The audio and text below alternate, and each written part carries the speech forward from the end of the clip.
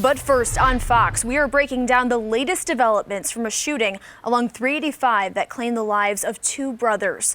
Good evening to you. I'm Shale Vermeen. Thanks for spending your Sunday evening with us. And we are working to find out what led up to a deadly altercation along 385 early this morning that left two brothers from Lawrence dead and others injured.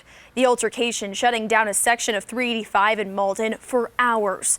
And we're told by the Mauldin police chief that this investigation remains active this evening.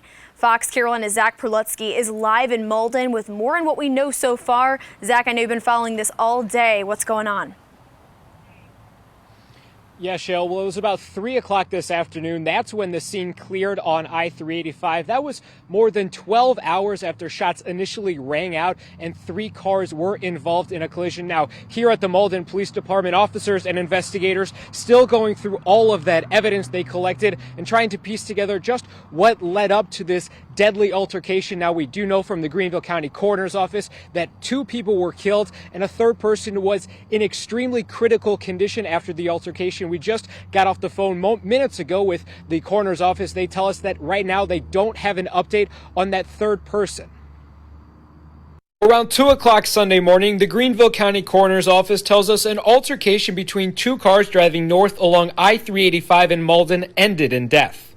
Our crews were first on the scene and remained there all morning. And we have learned that 29-year-old Rashawn Irby and 31-year-old Andrakis Irby, brothers from Lawrence, were both pronounced dead at the scene.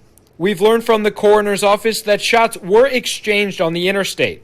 Following that altercation, a third vehicle was involved in a collision with the 2 cars. One of the cars ended up overturning.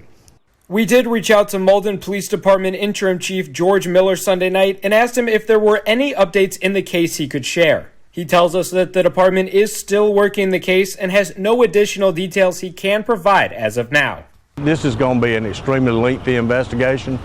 Obviously started with the wreck itself. Then we did find multiple weapons on the scene. We did find multiple spent shell casings on the scene. We also found multiple projectiles on the scene, and that's secondary to the traffic accident.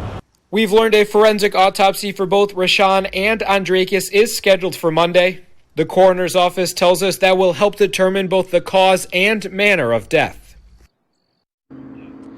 And Highway Patrol was also on the scene this morning. We did reach out to troopers there, but have not gotten a response back to see if they could share any details about just what occurred. But Shale, will continue to follow this and try and find out just what exactly led up to this deadly altercation, and be sure to bring everyone updates on air and online. For now, reporting live in Mauldin, Zach Perlutsky, Fox Carolina, the 10 o'clock news.